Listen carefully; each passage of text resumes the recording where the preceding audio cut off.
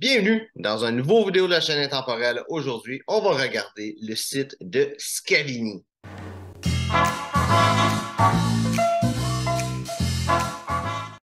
Donc, Scavini, qui est une compagnie, je ne me trompe pas, de Paris ou en France, qui est quand même très connue, dont il y a une discussion sartoriale, Hugo Jacomet qui parle beaucoup de lui. Et il parle beaucoup de maisons de sur-mesure, enfin, il parle surtout de sur-mesure, Hugo Jacomet. Et Scavini fait du sur-mesure, mais c'est aussi une marque qui fait des vêtements en prêt-à-porter. On va aller regarder le site de Scavini. Donc, c'est un site que j'ai déjà vu auparavant. Ça fait longtemps. Je pense que je serais porté à dire qu'ils l'ont changé un petit peu depuis. Ça fait déjà quelques mois. Ouais, ils montrent très spécialisé dans les pantalons. Ça, les pantalons sur mesure, c'est probablement une des meilleures places au monde pour aller pour ça. Même juste des pantalons habillés aussi, c'est en place pour ça. La qualité que tu vas avoir pour le prix que tu vas payer. Scavini, c'est aussi la personne qui fait le blog Stiff Collar, qui est un blog sur le style masculin, qui est très, très, très bon blog. J'ai lu quelques articles dessus. Je ne suis pas un grand lecteur, j'aime plus regarder des vidéos. Donc, spécialement sur Internet. Donc, j'ai lu beaucoup d'articles, mais entre autres j'ai mis un article sur les pochettes que j'ai bien aimé. C'est tout. On va regarder les pantalons, vu que Scavini, c'est surtout ça, les pantalons. Il y a un gros solde de 40% qui veut promouvoir. Ici, pantalon Gurkha en laine et lin. C'est quoi les tissus? Bermuda ou en Québec, comme on a dit, des shorts. Ici, des choses qui expliquent les différentes matières. Et que tu allais regarder ça, ou même mettre sur pause, qu'est-ce que ça dit. Le lin, le coton, la soie, tu connais peut-être déjà ça. La laine froide, c'est en réalité, la laine peut être tissée avec un plus d'espace. Ça fait en sorte que la laine est elle va respirer plus, tu vas être plus confortable l'été. Tu sais, la laine aussi, ça isole. Ça tient pas au chaud, ça l'isole. C'est pas la même chose.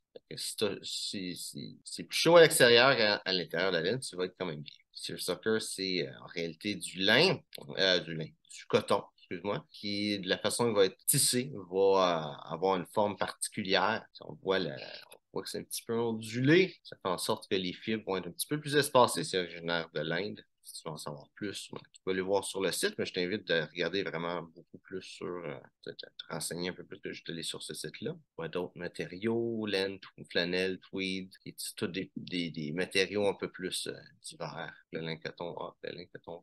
Ce que j'aime beaucoup de Scavini, c'est qu'il va éduquer les gens. Il ne va pas juste vendre de quoi en espérant les compagnies qui vont faire ça vont dire ah oui, oui, c'est de la belle qualité, mais quand tu fais juste t'y pencher un petit peu, tu réalises que non, c'est pas de la belle qualité. Et même, j'ai vu ça récemment, je me souviens plus c'est quoi le nom, je pense que c'est le Elastel ou Elastocel, quelque chose comme ça. J'ai vu ça sur une étiquette de vêtements, puis c'était nouveau. Je me demandais c'était quoi. Le vêtement, il y avait du stretch, il y avait aussi du spandex, mais je me suis dit c'est peut-être un nouveau matériel pour plus de stretch. J'aime pas vraiment ça, ce genre de matériel-là, de toute façon, mais je voulais savoir c'était quoi. Et c'était du polyester, tout simplement. C'est un autre nom qu'ils ont donné au polyester pour pas que le monde sache que c'est du polyester. Donc, la compagnie essaye ils veulent qu'on en sache le moins possible parce que le moins on en sait, le plus qu'ils peuvent nous vendre de la merde pour des prix plus élevés. Scrivini fait l'inverse. Il nous éduque pour être sûr qu'on achète de quoi de bon au bon prix. Chose que j'aime beaucoup de la personne et aussi de l'âme. Ça, on va regarder le pantalon qu'il y a là. Pantalon Gurkha en laine et lin. Si je me souviens bien, le pantalon Gurkha, c'est la façon que la taille va s'attacher. Ça va être un pantalon avec une taille qui va être un peu plus épaisse, qui va s'attacher sur le côté. Oui, c'est ça, il s'attache sur le côté, puis ici, comme on voit pas très bien, finalement, j'ai fait un zoom pour qu'on voit mieux, mais ça passe au travers, dans le fond, les deux, ça part du milieu, puis ça passe un dans l'autre pour s'attacher sur les côtés. Ils ont des tailles, choisir un ourlet ou un revers avec la longueur. Quand quand tu as des pantalons comme ça, que tu peux faire un bar sur le pantalon, qu'est-ce que je te recommanderais de faire? C'est de ne pas faire de bar. Deux raisons. Premièrement, la plupart des compagnies, je ne sais pas si c'est le cas avec lui, là, mais la plupart des compagnies, quand le pantalon va avoir été altéré, on ne peut pas le rembourser parce que c'est plus le même pantalon, en fait, là. Il a été transformé. Tu ne peux pas le rembourser. Et quand tu n'as jamais vraiment porté le pantalon, c'est dur à dire. Fait que c'est toujours mieux de l'acheter, d'aller chez un tailleur pour faire le bord. Après ça, un coup que tu as eu un premier pantalon, tu as fait le bord, là, tu peux donner la peine de le mesurer. C'est qu'en anglais, ils appellent ça le inseam, la longueur, qui va être du milieu de la fourche jusqu'au bas du pantalon sur la couture qui va être là. C'est la mesure qui va être prise. Les autres, je serais porté à dire que c'est en centimètres parce que c'est une compagnie française. Si tu es au Canada, une compagnie canadienne ou américaine, ça va être en pouces que tu vas devoir donner la grandeur. C'est un mélange de laine et de lin qui vient d'Italie avec beaucoup plus de laine que de lin. Je pensais que ça allait être un mélange plus proche de moitié-moitié. Ça parle de la matière, le nombre de grammes. Ça, malheureusement, c'est pas une notion que je connais, mais je sais que ça va plus être pour soit la durabilité avec une certaine épaisseur ou la fraîcheur avec une autre certaine minceur.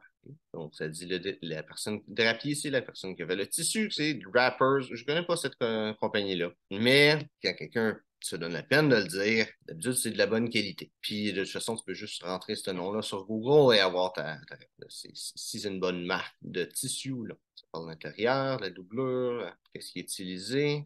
C'est une chose qui est souvent délaissée, l'intérieur du pantalon. Les gens vont parler de l'extérieur, mais l'intérieur, ça va pas toujours être de quoi de bon. Et là, on voit que c'est une pente en coton Oxford avec une poche qui sont en coton. Je pense que j'ai cru lire à travers ça. Produit en Italie. Il y a beaucoup de monde qui vont voir l'Italie sur un piédestal, mais c'est pas nécessairement le cas. Des fois, tu as des places que ça peut être fait à différents endroits, que ça va être mieux fait. C'est sûr que fait en Italie, on est sûr que c'est pas fait avec du monde qui sont payés une coupe de scènes de l'heure, qui sont exploités. C'est sûr que là-dessus, c'est toujours un plus, là. Par contre, d'où ce que ça vient veut pas nécessairement dire la qualité. Il y a des pays qu'on s'imagine toujours que ça va être une mauvaise qualité, comme la Chine, par exemple. C'est pas parce que la renommée est pas bonne que ça va pas être bon. Il peut y avoir des produits de bonne ou de mauvaise qualité un petit peu partout dans le monde. C'est sûr que tu as des noms que tu vas plus t'attendre à que ça soit de la bonne qualité. L'Italie, tu vas t'attendre que ce soit une meilleure qualité si c'est fait en Italie qu'ailleurs. Mais le pays, personnellement, ça veut pas rien dire, mais c'est pas tout. Mais c'est une belle qualité de vêtements, de différents types de vestes. Là, je vois des noms de vestes que je connaissais pas. Je connais beaucoup de noms en anglais. Ça, c'est un short jacket que ça s'appelle. Work jacket. Thibaut, je sais pas pourquoi j'entends ce nom-là. Regardez s'il y a un vrai veston. On va regarder avec ça ici. Là, ça me dit rien, mais c'est comme un veston en réalité. Ça s'inspire du vestiaire de la chasse. Une côtelée, tweed. Tweed aussi, on va regarder celui-là. Tweed. Qualité, qu'est-ce que ça dit sur le site? Mais c'est clair que c'est une bonne marque. Les prix en euros, ça me dit pas grand-chose en réalité. J'ai pas regardé le prix des pantalons si c'était un bon prix. Regardez ça. Pour le veston, 640 euros. C'est sûr que ça va être un petit peu plus cher en canadien. Presque 1000 $, 930 $, plus les frais de douane probablement. Tweed. Franchement, il y a moins d'informations dessus. Je vois, c'est comme un veston, mais les manches sont différentes. C'est ce que je veux comme différence avec ce genre de veston-là. Sur ce Scalini, c'est des vêtements un petit peu plus chic, décontractés que vraiment chic. C'est pas rien sur la construction. Je sais pas comment que c'est fait à l'intérieur. Ça me semble pas être fait comme un vrai veston, que je peux pas en dire plus que ça. Je vais regarder pour les pantalons, qu'est-ce que ça donne. 150 euros. 150 euros pour les pantalons, ça me semble être un prix un peu plus raisonnable. 218 $. C'est ça, c'est pas mal dans les prix que je verrais pour ce genre de qualité-là, même un petit peu moins cher. Considérant, si tu vis en France, ça n'aura pas de frais de douane, mais si tu vis au Canada, le shipping, les frais de douane, ça peut être un petit peu plus cher que ce que tu pourrais payer dans une même qualité en restant au Canada, mais ça reste quand même des bons prix pour une bonne qualité. Donc, j'espère que tu as aimé la vidéo. Si c'est le cas, like, partage. Si tu as des questions sur le style classique, masculin, mais ça dans les commentaires, ça me fera un plaisir d'y répondre. Donc, merci de regarder la vidéo et on se voit une prochaine fois.